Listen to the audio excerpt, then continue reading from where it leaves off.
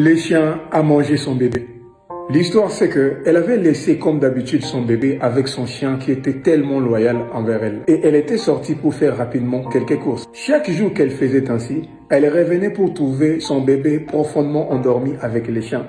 Mais ces jours-ci, quelque chose de tragique s'est produit. Quand elle est revenue, elle a découvert une scène horrible. Il y avait le désordre total, le bébé n'était plus dans son berceau, ses couches et ses vêtements étaient en lambeaux. Et il y avait les taches de sang partout dans la chambre. Sous les chocs, la femme effrayée a commencé à chercher les bébés. Elle a vu les chiens émerger sous les lits, couverts de sang de partout, se léchant la bouche comme s'ils venaient de finir un repas délicieux. La femme était persuadée que les chiens avaient mangé son bébé. Sans trop réfléchir, elle a battu les chiens à mort avec un bois. Puis, elle a poursuivi ses recherches pour au moins trouver une partie du corps de son enfant.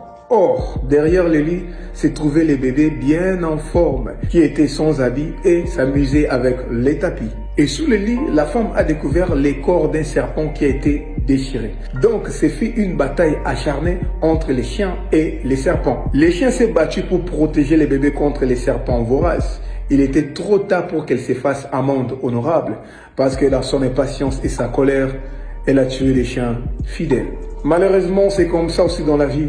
Sans trop réfléchir, on a détruit ceux-là qui nous ont aimés par nos paroles et nos actes. Sans trop réfléchir, on a jugé les autres et répandu même des mensonges à leur sujet. Sans trop réfléchir, on a condamné les autres. On s'est séparé des bonnes personnes sans comprendre leurs actions. Soyez toujours patient.